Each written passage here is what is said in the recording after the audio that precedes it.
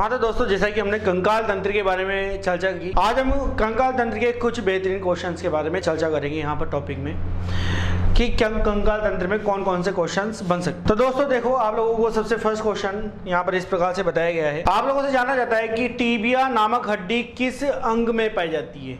Tibia नामक हड्डी किस अंग में पाई जाती है। तो आप लोगों के पास फर्स्ट ऑप्शन है हमारी खोपड़ी में, स्कल में, हमारे मुख में, पैर में या हमारी भुजा में। तो टीबिया हड्डी के बारे में दोस्तों मैंने आपको बता रखा है कि टीबिया हड्डी जो है हमारे कहाँ पर उपस्थित होती है, हमारे पैर में उपस्थित है, प्रमुख हड्डी है। तो आपका राइट आंसर हो जाएगा हमारे पैर में। हमारे पैर में जो हमारे हिप बोन होती है वहाँ से स्टार्ट हो जाती है। सबसे पहले जो जांघ में उपस्थित हड्डी होती है, इस हड्डी को हम कहते हैं फीमर। फीमर के जस्ट बाद आता है पटेला जो घुटने में उपस्थित है, और पटेले के बाद आता है टीबिया और आती है फिबुला। तो इस प्रकार से हमारी जो है पैरों में उपस्थित हड्डियों का क्रम है। सबसे फर्स्ट होती है फीमर, फीमर के बाद आता है घुटने में पटेला, फिर आती है टीबिया और फिर कौन सी आती है, फिबुला। तो ये टीबिया के बारे में आपसे जाना जाता है कहाँ पर उपस्थित होगी, हमारे पैरों में उपस्थित होती है। आते हैं नेक्स्ट क्वेश्चन पर। कॉन्ड्रियोसाइट्स पाए जाते हैं। तो कॉन्ड्रियोसाइट्स होते क्या है, सबसे पहले मैं आपको बता देता हूं। तो कॉन्ड्रियोसाइट्स जो होते हैं यह हमारी जो कार्टिलेज होते हैं उनका निर्माण करने में प्रमुख भूमिका निभाते हैं। तो कार्टिलेज जो है छोटी छोटी कोशिकाओं के बने होते हैं। ये किस में उपस्थित होते हैं, बोन में, ये उपस्थित होते हैं ब्लड में, या कार्टिलेज में, उपास्थियों में, या होते हैं लिम्फ में। तो दोस्तों यहाँ पर अगर कॉन्ड्रियोसाइट्स के बारे में जाना जाता है तो कॉन्ड्रियोसाइट जो है कार्टिलेज में उपस्थित होते हैं। ये हो जाएगा आप लोगों का राइट आंसर। आते हैं अगले क्वेश्चन पर। अगला क्वेश्चन आप लोगों से जाना जाता है कि मनुष्य के शरीर में कुल कितनी हड्डियां उपस्थित होती है। तो ये जनरली आप लोग सब जानते होंगे कि एक सामान्य मनुष्य की यदि बात की जाए तो उनके शरीर में लगभग कितनी बोन्स होती है।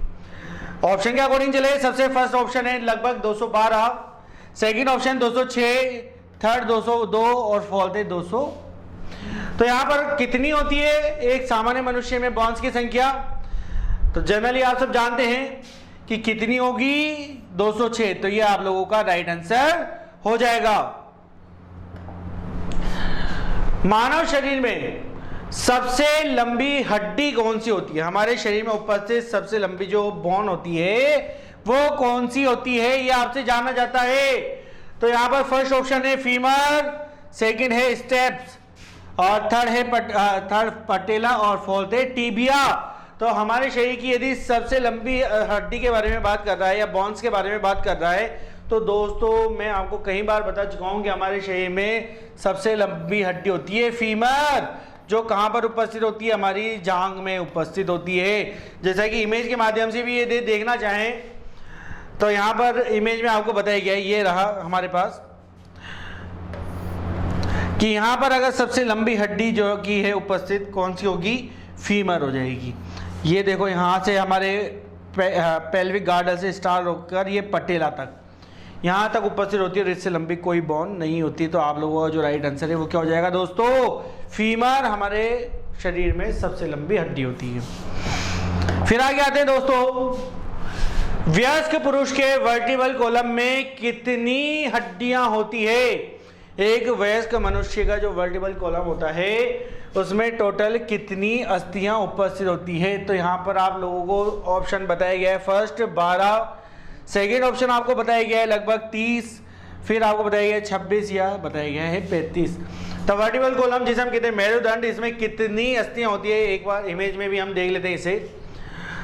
तो इमेज में डायरेक्टली आप लोगों को इसमें आंसर बता दिया गया है कि वर्टिब्रल कॉलम जो है इसमें लगभग कितनी बोन्स हैं। तो आप लोगों को यहाँ पर दिख ही गया होगा, वर्टिब्रल कॉलम में होती लगभग 26। तो आप लोगों का जो राइट आंसर है वो क्या हो जाएगा, लगभग 26। तो मेरुदंड में जो है वयस्क में बात कर रहे हैं तो लगभग 26, लेकिन यदि बात की जाती है बच्चों में तो प्रारंभ में कितनी होती है, लगभग 33 होती है। और जैसे जैसे बच्चे विकसित होते चले जाते हैं ये ज्वाइंट होकर कितनी रह जाती है, 26 रह जाती है। बढ़ते आगे क्वेश्चन पर। तो दोस्तों आपसे जाना जाता है घुटने की हड्डी को किस नाम से जाना जाता है। जो हमारे पैर के घुटने की हड्डी होती है उसे किस नाम से जाना जाएगा यहाँ पर? तो फर्स्ट ऑप्शन है यहाँ पर टिबिया, सेकंड है फिबुला, थर्ड है पटेला और लास्ट फाइनल है फेलेंजेस। तो दोस्तों सबसे पहले ऑप्शन पे चलते हैं टिबिया की तरफ। तो टिबिया मैंने आपको बता दिया है कि हमारे जांग होती है के नीचे, जांग के नीचे जो है उपस्थित होती है टिबिया। फिबुला के बारे में बात किया तो फिबुला जो है ये भी टिबिया के जस्ट नज़दीक उपस्थित होती है हमारे पैरों में। पटेला के बारे में बात किया तो पटेला जो है ये हमारी जांग की हड्डी के नीचे घुटने में उपस्थित होती है।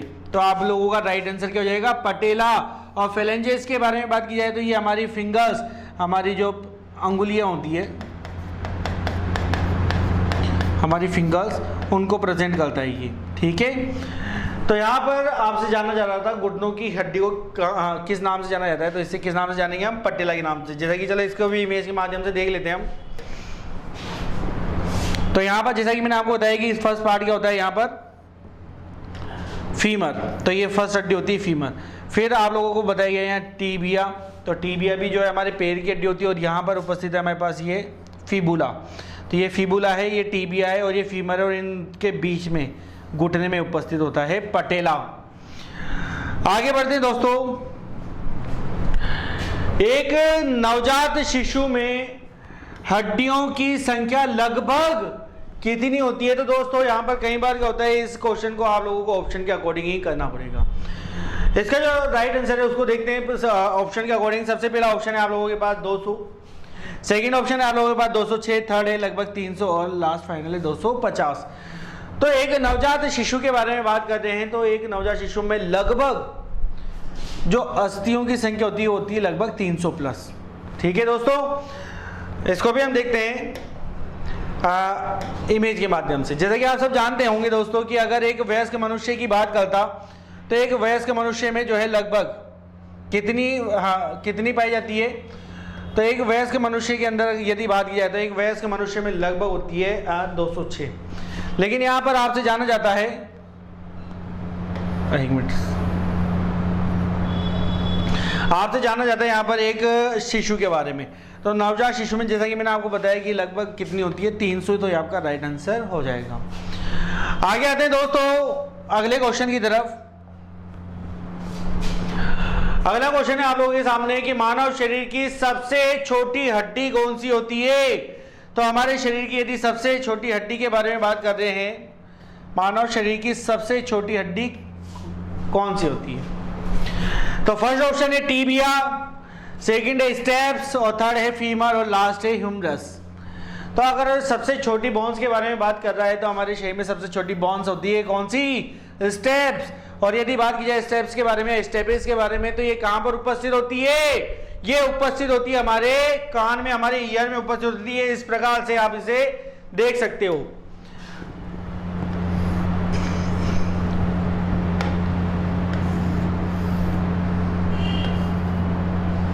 तो यहां पर बताया गया है, देखो आप लोगों को कि स्टेप्स जो है ये हमारे कान में उपस्थित प्रमुख बोन होती है। यहां पर ये स्टेप्स जो कान में उपस्थित होती है और ये सभी बोन्स की अपेक्षा में आकार में सबसे छोटी बोन कहलाती है। और इसके साथ ही यहाँ पर स्टेप्स के साथ और अन्य बोन्स जो होती है उनको कहा जाता है इंकस और मेलियस। लेकिन इनमें सबसे छोटी कौन सी हो जाएगी? स्टेप्स। ये आपको ध्यान रखना है। फिर आपसे जानना चाहता है कि दांतों तथा हड्डियों में पाए जाने वाले तत्व हैं। दांतों और हड्डियों में कौन कौन से प्रमुख तत्व पाए जाते हैं जिनसे इनकी संरचना हुई है? तो फर्स्ट ऑप्शन है पोटेशियम व कैल्शियम, सेकंड है कैल्शियम और फास्फोरस, थर्ड ऑप्शन है कैल्शियम और सल्फर और फाइनल है फास्फोरस और पोटेशियम। तो दोस्तों मैंने आपको बताया था कि यदि हमारे ह्यूमन बोन्स के बारे में बात की जाए तो हमारी ह्यूमन बोन्स दो प्रमुख पदार्थों से मिलकर बनी हुई है और उनमें कौन कौन से पदार्थ उपस्थित है? उनमें उपस्थित है कैल्शियम और फास्फोरस। तो दोस्तों आप लोगों का जो राइट आंसर हो जाएगा वो हो जाएगा कैल्शियम और फास्फोरस। इसको भी हम इमेज के माध्यम से देखते हैं। तो यहाँ पर आपको एक बोन का इमेज बताया गया है। तो हमने एक बोन का यहाँ पर इमेज भी लिया है और यहाँ पर आप लोगों को दिख रहा होगा कि इसके अंदर क्या बताया गया है कि किससे निर्मित हो रही है? कैल्शियम से और फास्फोरस से, तो आप लोगों का राइट आंसर क्या हो जाएगा? कैल्शियम और फास्फोरस। आते हैं दोस्तों फाइनल क्वेश्चन की तरफ। तो इस क्वेश्चन में आप लोगों से जाना जाता है कि मनुष्य के शरीर में कितनी जोड़ी पसलियां होती है? मनुष्य के शरीर में कितनी जोड़ी पसलियां होती है? तो यहां पर हम बात करें इसके बारे में। तो फर्स्ट ऑप्शन में आप लोगों से जाना जाता है कि लगभग 10 जोड़ी या 12 जोड़ी या होती है 14 जोड़ी या होती है 16 जोड़ी। तो यदि पसलियों के बारे में बात की है तो एक सामान्य मनुष्य में लगभग कितनी जोड़ी पाई जाती है? 12 जोड़ी। तो आप लोगों का जो राइट आंसर हो जाएगा वो हो जाएगा 12 जोड़ी। लेकिन यदि बात की जाए कई बार पेयर में आ जाए कि कितनी पसलियां होती है, इनको कनेक्ट करने का कार्य कौन करता है? तो सामान्य मनुष्य में जो पसलियां होती है, जो चेस्ट बोन बताएगी आपको इमेज में, तो यहां पर आप लोगों को बता दिया गया है। ये जो चेस्ट बोन है इस प्रकार से ये पसलियां, ये इनकी संख्या कितनी है? इनकी संख्या है टोटल 12 जोड़ी। लेकिन इनको कनेक्ट करने का कार्य कौन कर रहा है? यहां पर एक अन्य बोन और उपस्थित है। इस अन्य बोन्स को किस नाम से जानते हैं? स्टेरम बोन के नाम से। तो आप लोगों को ध्यान रखना है कि हमारी पसलियों जो होती है टोटल होती है 24 या आप कह सकते हो 12 जोड़ी, और इनको जोड़े रखने का काम कौन करता है? इनको जोड़े रखने का कार्य करता है स्टेरम बोन, जो कि आप लोगों को इमेज में इस प्रकार से दिखाई दे रही होगी। तो दोस्तों ये रहे हमारे कंकाल तंत्र के बेहतरीन क्वेश्चन। मिलते हैं अगली क्लास में। धन्यवाद।